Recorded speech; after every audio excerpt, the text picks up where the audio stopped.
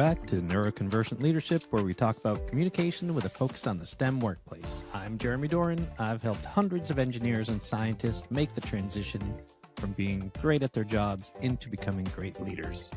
Today, we're going to talk about triggers. What triggers you? I keep seeing articles all over the internet about triggers, how they affect communication, and so I figured we'd dig into that today. So brace yourself, it's going to be fun.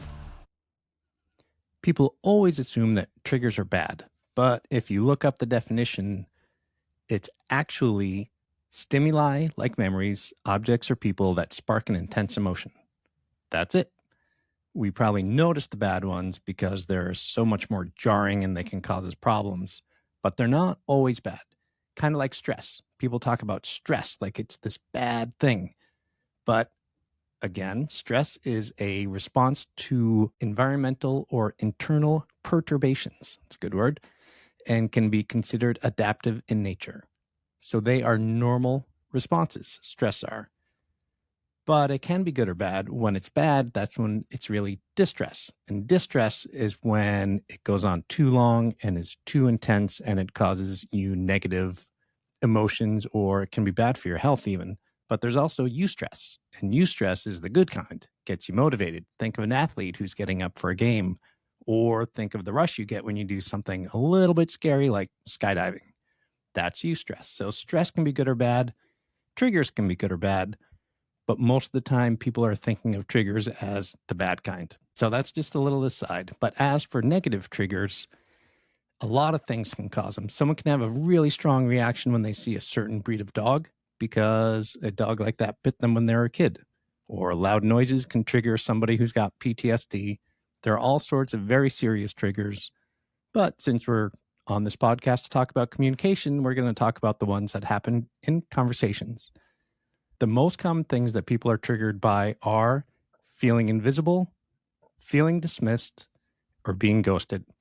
I can relate to the being dismissed because I'm the youngest of 10 kids, and I can tell you my opinion was never the most important one. So for me, that's a little bit of a trigger. Another one that's for me is feeling like I'm being talked down to. Ooh, that will really get me going. And all these things are things that make people not feel seen and heard. In episode 19, I talked about the power of specific compliments. The reason why those are so powerful is because it makes people feel really seen and heard.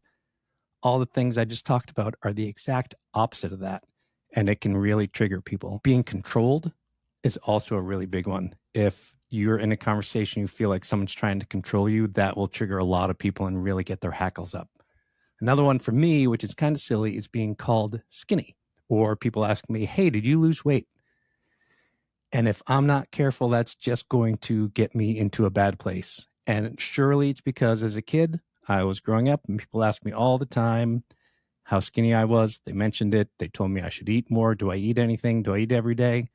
Or they would say something like, well, you spend a month eating what I eat and you'll put on some weight, which frankly wasn't true because a lot of people tried and I could eat as much as them. I just never gained weight.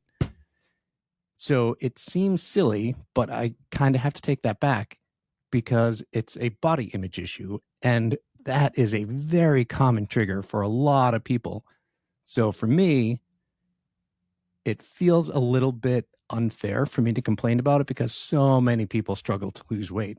But that kind of points out the fact that it's not always something that's bad that causes a trigger. It's the way it makes a person feel. So for me, it's being too thin, but it can be someone's height, someone's weight, hair, eyes, birthmarks, anything that's out of the norm. It's pretty good chance that it can be a trigger. So even when you say something that you mean as a harmless comment, or maybe even a compliment, it's not always taken that way. If you're 6'6", you probably get annoyed when every single person you meet asks, hey, do you play basketball? So it's not an insult, but it's just something that they've been dealing with all their lives. And so it's a trigger. So be careful of those. And if somebody responds to something you say to them in a way that doesn't really match what you intended, just stop and tread carefully. Hopefully you're comfortable enough to ask them, did I say something wrong right there? And give them time to answer. And what they tell you what it is, let them know. Say, hey, I didn't mean it to make you feel bad, and I promise I won't do it again. And then remember and don't actually bring that thing up again. If you're the one being triggered, what can you do then? And the first thing I like to do is take a few deep breaths.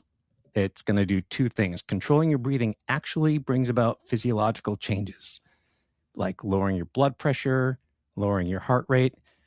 Basically, having calm breaths kind of tricks your body into being in a calmer state.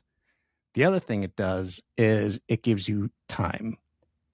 The time in between a stimulus and a response is where you have the ability to choose what your response actually is. So taking 2 or 3 deep breaths lowers your overall body tension, and it gives you time to respond. And what I recommend that you do during that time is start asking questions. First, ask yourself, why did that comment make me so angry? Is it really justified? Or is this really just about some baggage that I have and I'm carrying around and they happen to hit one of my triggers? And then once you've asked yourself that question, then ask them questions. Very often we're triggered by what we think the other person meant. When we ask them what they actually meant, sometimes we find out that we misunderstood and there's actually no issue. Or sometimes when you ask it, they're going to come back and give you a very specific example. And when people really narrow it down and give you an exact explanation of what they meant, it's usually a lot more palatable. And a lot of times it's actually useful information. So first ask yourself some questions, but then ask them questions as well. Try to diffuse it as much as you can.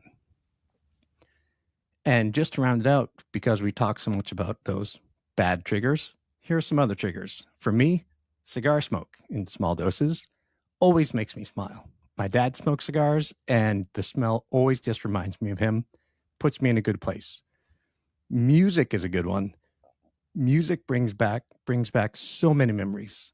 And if you'll ever notice, car commercials are usually playing songs that their target demographic was listening to in high school or college.